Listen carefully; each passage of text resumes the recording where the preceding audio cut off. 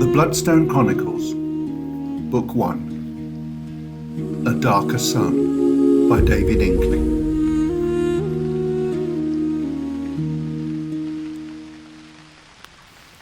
Chapter 9.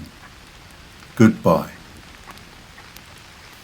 Elisa is lying in the room where her grandmother had lain, where she'd been found, where she'd died. The destruction and mess Ellie saw has been tidied away, and there are new unpainted wooden panels in the door. How much time has passed, and what, of all she has seen, actually happened? The fire is lit, and she is aware that even now it is still raining. Has it really rained all this time? It makes her sorrowful that the sun has not returned. There are raindrops, spots like crystals on the glass of the window which grow heavy and merge. They run in stuttering trails down the glass, and the wind is moaning with a dull, uneasy groan. But she can also hear a repetitive clicking, steady, constant, and mechanical like time passing. It's like the murmuring hum of something, like a small engine. More than once, her eyes roll heavily, and she drifts back to sleep. But each time she stirs, someone speaks. There are more questions. Why won't they just leave me alone? Eventually the room is quietened. Questions stop even though the clicking is still there. Click, click, click. Non-stop with its soft, underlying hum.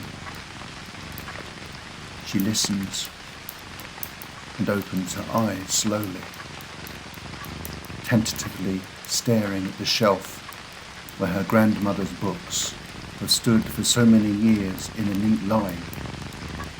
They have all been removed. Oh, Elisa, you're awake. Her mother's face smiles down at her. The smile fades and she draws close, speaking quickly, softly, secretly. What did you see? Quickly, before they come back. Nothing. I was asleep. She says it for the 20th time. But because it is just her mama now, she adds a little more to her story. But then it was like I wasn't. I saw it, a foul green thing, like a man, but it moved like a snake, and it had tiny hands, finicky and pathetic. But the teeth, it killed her, Mama. And it tried to take... It took nothing, her mother says quickly and quietly. Do not worry. We have checked, and nothing is missing. Do not mention any things. But did you find it? I had it in my hand. It must have been there, in the snug, or on the floor. It can't have disappeared. I don't know what you mean, her mama says, with more volume, as if to end the matter. You must do, Ellie says, her face twisted and distorted. It was there, surely. A voice clucks. Don't be a fool, Helena. You must see she knows. The words are made more dramatic as they are heard in a sudden silence. The clicking and the hum have stopped. This second voice rises calmly from a tall armchair that has been turned to face the heat of the fire and has its back towards her, so Ellie is not aware that there's anyone sitting there. A face now appears slowly around the wing of the chair, and Ellie is met with a broad smile. It is her aunt. It's quite obvious from how calm she is, Milowina says, staring over her spectacles. She knows about the stone. Milowina is a hen of a woman. Her neat little nose is pinched but pointed, like the winnowing peck of a chicken's beak. She talks rapidly at times, especially on favourite subjects which are far too numerous to name, but include the benefits of three-nettle soup and the properties of antimony.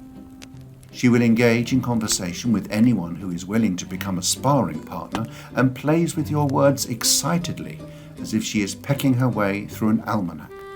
She picks the grains of truth in any topic and tosses aside the unwanted chaff. Her thick hair is long and falls in tresses, layered unlike anyone else's, close to her scalp. She has aged prematurely, so when people meet her for the first time, she always refers to it as wisdom white. It gives the impression she is wearing a textured head covering, rather like a wimple. It's always made her seem dressed for some special occasion, an illusion which is aided by the layering of scarves that hang in tiers over her ample bosom and her blossoming body. She seems to drift into a room, gliding ethereally, and it is always a special occasion when Aunt Milowina is in the room. Ellie looks at the eyes that survey her and understands her without words. She smiles gratefully. Milowina returns this love with a broader smile and then turns back to what she is doing, so it is as if she has suddenly disappeared once more. Ellie hears the clicking and the hum resume. Her hands are busy, and they are rarely still. They're always making, cajoling, nurturing. She is constantly expressive in touch, smoothing fabric, arranging this, stroking that, or simply readjusting the strands of her hair. It is a kind of preening reassurance. All is well if she makes it so. Her hands are busy now, Ellie realises, with the clicking of her knitting needles. Somewhere nearby, too, Ellie knows, there is a cat. Milowina's expression settles the room into peace. Her presence is a reassurance, like a favourite blanket, not always needed but folded and ready at the foot of your bed. Her eyes reach out to you. They are always bright, alert.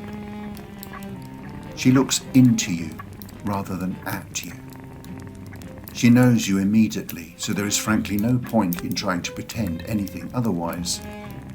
But she does not criticize you, even if you are tempted to pull the wool over those astute eyes of hers. If she does not agree with what you say, she clucks once, the tongue making the briefest sound in her mouth, as if she has said, "I don't really think you meant to say that." And her hand goes up to her chest, fingers spread across her heart, as if to shield herself from your unwise words. When she moves slowly, like a great vessel berthing in a harbour, and then she is usually followed by her cat, Tobias. He nudges and nuzzles her into a corner so that he gets his way. He is the source of the humming Ellie hears. Tobias is a tug of a creature, and the one sure thing to steer the vessel of Milowina's heart and move her towards any indulgence. But even then, she does not hurry to extravagance. There is no urgency with Milowina. She always seems to know exactly where and when she is going. So why rush to get there? And behind her, faithfully, there is always Tobias, humming. He sits there, purring loudly, his great white chest puffed up like a soundbox, and his ginger tail flicks idly as he watches all that happens. He is a large ginger Tom, with the brightest blue eyes that sparkle like crystals. "We have it, dear," she says, from the unseen seat of her armchair. "It is safe." Her father comes back into the room at that moment, tense, but breathing more easily as he sits down at the table. "Oh, they have gone," he says. He is visibly relieved that his daughter is still in his home and has not been taken away as 3 girls in the Upper Glendale have. He said that he believes you. They're happy with your statement. So, he holds his hand on his head at this point and pushes down as if holding himself together for a little longer. "The first sensible thing you said for 2 days was to ask to see grandmother." He looks at Ellie and then his wife. "If you'd not asked to see her, he would have assumed you knew, and you would have been arrested. But you didn't seem to know. You do know, Ellie, don't you? You did tell her, Helena. Does she understand?" "Yes, Christoph." "She knows," Helena says softly. His tense words and concerned voice betray the simmering emotion within. "I know she has gone, Dada," Elisa says. And when these words leave her lips, they seem to fly across the room, like a flurry of doves alighting on her father's shoulders. Then Ellie sees him finally break and crumple under the weight of this truth. Days of pent-up emotion now end in a sudden flow of tears that flood from him, and he shakes. The knitting needles continue and click a steady rhythm that settles them with a woven peace. Helena places a hand on his shoulder, and as the storm of grief eases, she goes and finds some drinks for them all. They sit in silence, sip, and stare into the hot steam rising from the surface of each cup. "Well, it's all arranged, anyhow, for tomorrow," Christoph says solemnly after a while. Then he stands and leaves, saying he will go and lie down to rest. Helena moves closer to her daughter. "Here," she says gently, and taking her hand from the pocket of her apron, she places the grey stone into her daughter's palm. Her grandmother's bloodstone sits there. It is the familiar shape. It is the same familiar weight, but it is now a dull and lifeless grey. It could be any rock, plucked idly from the river.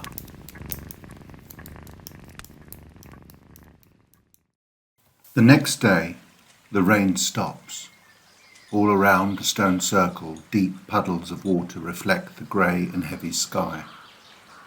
The wind has dropped, and so for now, it is just damp. But it will rain once more before long. There has been no memorial in the Sun Hall. No troops of friends gather. No fellows from other villages across the dales come to sing old sun songs in a congregation. That has been deemed to be speaking out, an unofficial proselytizing of words that are no longer permitted. The funeral rites must remain private. Only Maester Time speaks out. It is considered inappropriate to do anything else. As they stand around the coffin and bow their heads, the Maester reads the set words. But they seem hollow without the chorus of response at each of the key moments. There is little comfort in hearing the wind whistle across the valley. The voices of the villagers would normally echo round the tall standing stones. The song of birth and life and death is read. And Maester Time's voice is sonorous and strong, but where the chorus is normally sung and grows full and loud as each generation present adds their voices to the growing wave of sound, today there is silence. Ellie imagines the words in her head and her heart, hears the great chorus rising. This is how we're born. So, live and how we grow. So, trusting in each step. So, life in all we know. So shall it be, seed into leaf. So shall it be, leaf into tree. So shall it be, river unto sea. Blessed be the sun, blessed be the sun.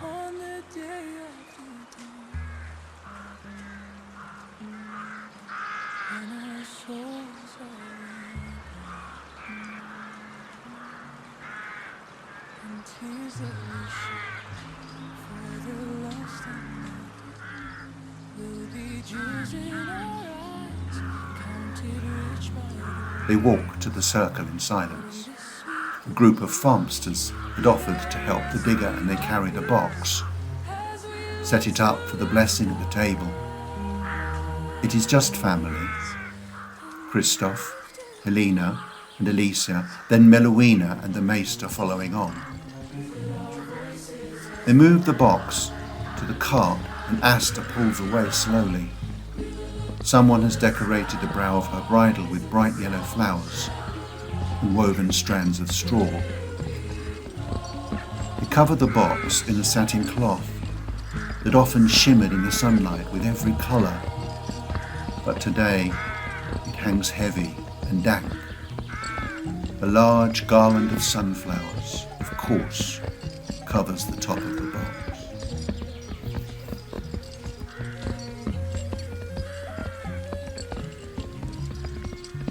As they move off behind Asta, Meluina steps slowly and then finds that her silence is unbearable.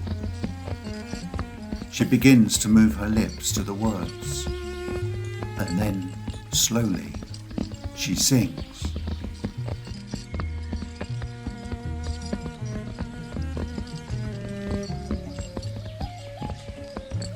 Softly at first, barely moving her lips. But then she becomes bolder. She opens her mouth.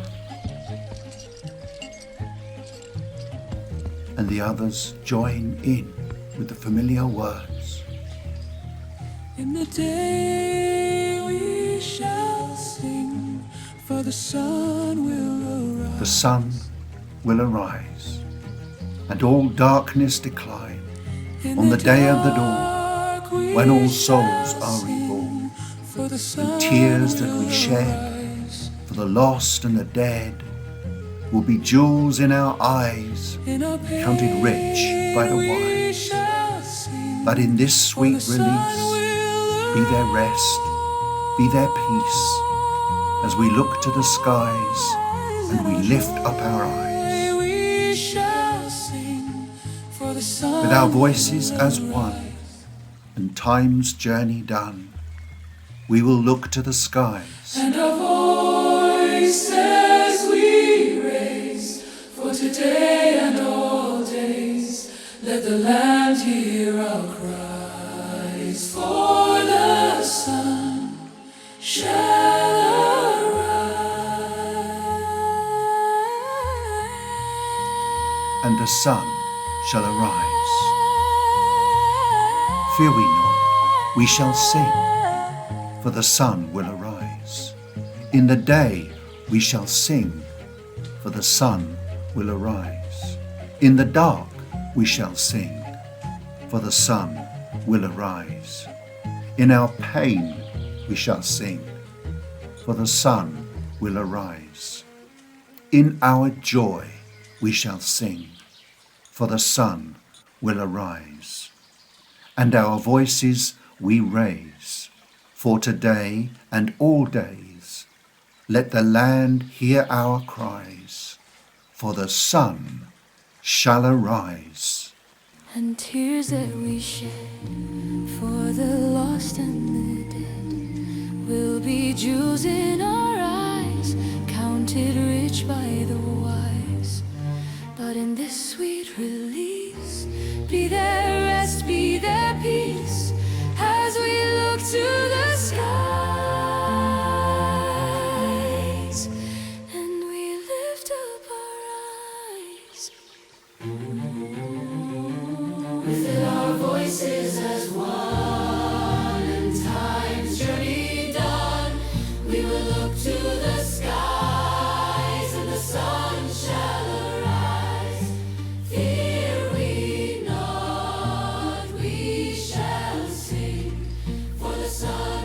By the end, every voice is full-hearted and vibrant, and even the maester loses his recent inhibitions, joins in with a great, smooth baritone, and the farmsters add extra volume for the final chorus. They reach the graveyard, tears brimming in every eye, and are shocked into silence by what they find there. Along the path, around the prepared site and layered deep on every grave, are festoons of brightly coloured flowers. They decorate the grass and every headstone, as if someone has raided every garden for miles around. "Look," Elisa's father says. "Over there, by the trees in the far corner. It's your friends." They can just make out the shape of two young men standing patiently with their heads bowed. When they raise them and wave their hands gently, they see it is Thomas and Ned. Let us begin, says the maester, and he opens the great text. "Maester Time, please let me read the verse," Milowina asks. "No one will know." I cannot. It is forbidden. He says sadly. You know we must follow the rules. "But Maester, there is no one here to hear," Christoph says. They may not hear, but they may see. We are being watched. And as he speaks, the slow, definite step of a great horse moves along the track and approaches the gate. They hear the deep and hollow breathing of the beast as it snickers and moves its tongue restlessly in its bit. The unknown rider sits shaded in a great cape. It reins the beast to a stop and stands towering over the graveyard.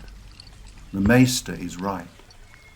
They are being watched, and the rider has a clear view of all that is done.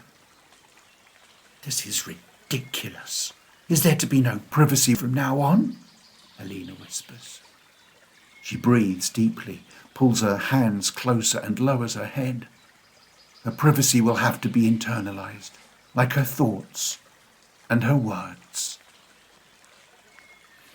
Maester Time stands over the grave and the farmsters place the box ready above the gaping pit. Milowina kneels down.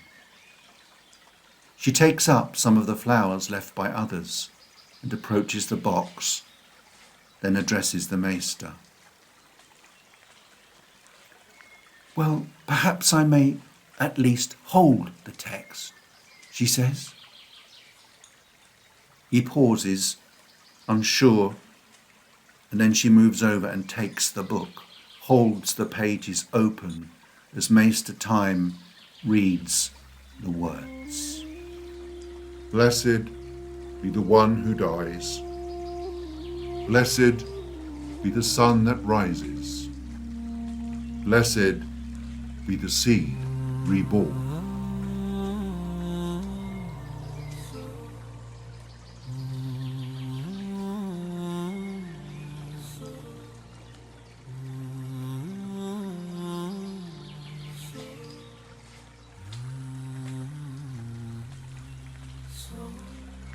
This is how it was, live and how we Without seeing, without speaking, trusting. Milowina mouths each word as if the sound has come from her.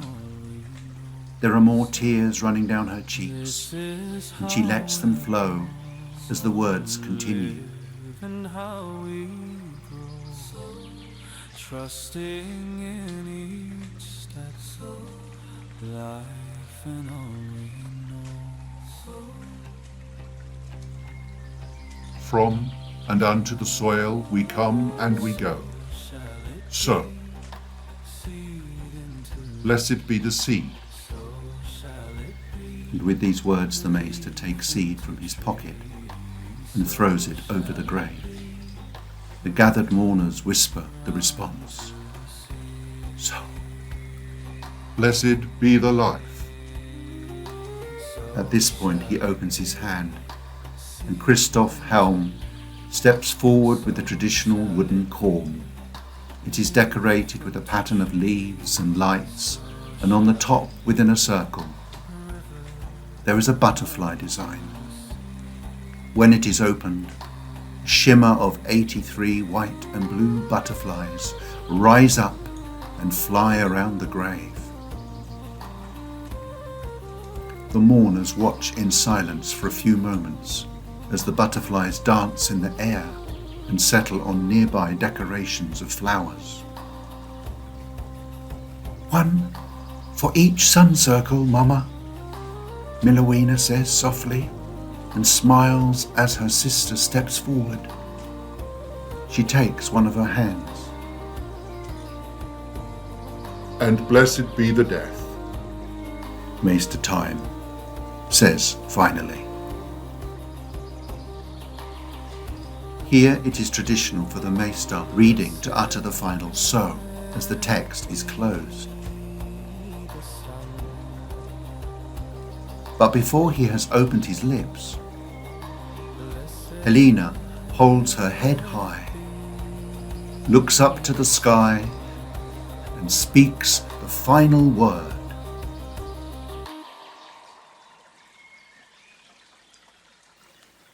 "So."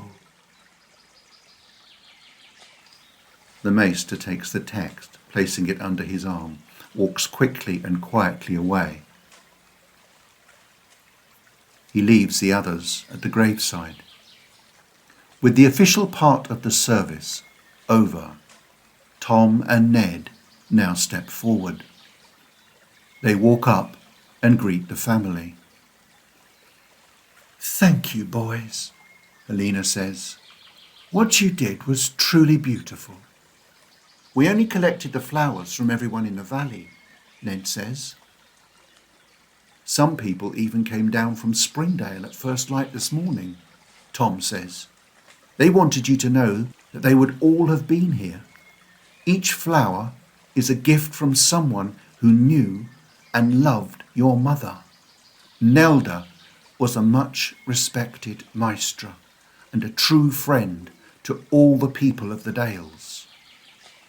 "Fine words, Tom. Thank you," Christoph says. "Shall we have a little fun with our nosy friend, boys?" Milowina says, and she steps towards the open grave. "Millie, what are you going to do?" her sister says. "Oh, be quiet. It's just a little noise." Milowina then takes something from the deep pocket of her coat, raises her hands, and in a great and melodramatic voice for all to hear, she says, "Here's an egg. Here's an egg. Here's an egg. Cast it. Throw an egg. Let fly an egg. And with the egg, blast it." As her words end, she throws the egg-shaped object into the sky. It opens up, sputtering like a flower of flame, and ignites. A frenzy of spitting golden fire shoots round and round in the air, and spirals off towards the rider, who stands guard at the gate. Once there, it rises up over the horse, sputters and rains down a sparkling shower of coloured light, then explodes with a most mighty thunderclap. The horse rears in terror, throws the guard back. It then bolts and drags the rider away as he bounces out of control on the galloping steed. "I don't think you'll be telling anyone about that, do you?" Milowina says with a chuckle. They smile and turn to face each other once more. "Well, we'd better go before he regains himself and comes trotting back," Christoph says. The farmsters step forward, ready to complete their day's duty. "So, goodbye, Grandma," Elisa says with a smile on her face. She turns and walks softly away, a little behind her parents. At the gate, Helena turns to the boys. Perhaps you two would like to join us for the feast. Please do. It would be our pleasure, and we do have quite a lot of food to get through. It would be an honour, Tom says. And tasty too, I'm sure, Ned adds with a grin. And Ellie, I have something to tell you, Tom says quietly to Elisa as they move off.